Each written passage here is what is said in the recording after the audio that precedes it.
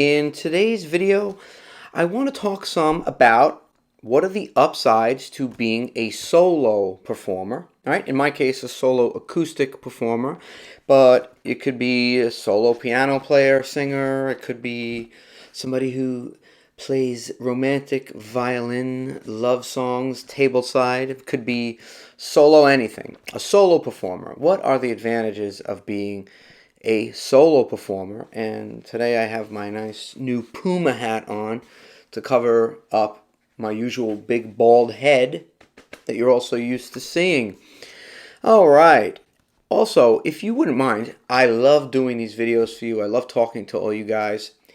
Give me a like, give me a thumbs up, subscribe if you haven't already, and help support the channel. Maybe scroll back through some of my older videos, check them out, see if you find any value in them. Okay, anyway, enough of my rambling. Let's get started. What are some of the advantages, are there any? No, of being a solo acoustic performer? Well, the first thing that comes to mind to me is that as a solo performer, you have more options as to the type of venues and the type of events you can play.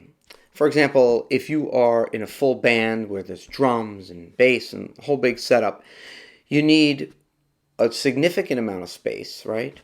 You need a venue that's capable of handling the sound load, all right? If it's a smaller place that just wants live music and you have a full band, there's really no way to fill up that space without overdoing it, just because the constraints of the place itself aren't going to allow for it, right? Let's say it's a restaurant or it's a small lounge or a club or bar or anything like that.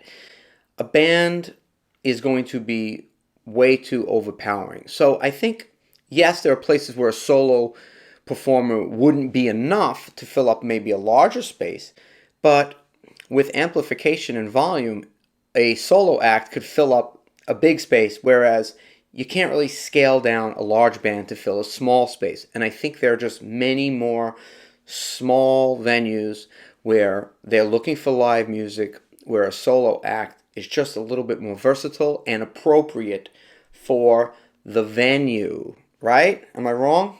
I mean, that's a good reason, no? Okay. What's another good reason? Okay, scheduling. Anyone who's worked with other musicians, other bands, or just in a business in general knows that trying to book an event can be a king-size pain in the you-know-what, right? And when you're dealing with musicians who are all presumably out there gigging, working musicians, everybody's schedule tends to be all over the place, right? So if you're a solo act, you could literally just get in touch with the person at the venue, find the contact point, find out what the availability is, what do they want, are you the right person to fill that need, look at your schedule, and boom, you're booked. None of this back and forth, which takes up a shitload of time.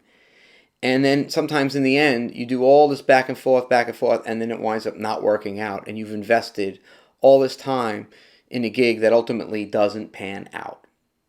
Which leads me to numero tres. This is a bilingual podcast, okay? Just so you know. What was I saying? Oh yeah, number 3. Nung song sam, if you're in Thai. You make more money if you can play by yourself and you can get more bookings, right?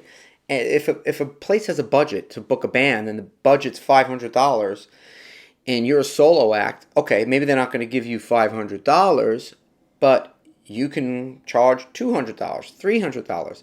The venue's saving money, so they're like super stoked, super happy, and you're getting $200 or $300, where if you played with the band and you got one slice of, let's say, $500, we all know that that is going to be way less money, maybe like $100. Not to mention the fact that you'd have to split whatever tips you get. So if you're going out as a solo act and you put out a tip cup and people like what you're doing and they leave, you may make $100 in tips. You may make more than that, and it's all yours. I had a guy once at a gig tell me he was a fiddler player, and it was a long time ago, when maybe 20 something years ago, when I was kind of first starting to do solo acoustic gigs. And he told me, he told me that he was like jealous in a funny way. He wasn't like seriously jealous, but he said he was jealous of guys like me who could just go out with a guitar or with their instrument and book and take paying gigs at will. And he said, if you can play 3 hours of music and sing on your instrument, you'll never go hungry.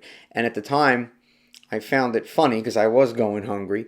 But now looking back, I kind of know what he was talking about. You could kind of write your own ticket to getting work. And that's very freeing and very empowering.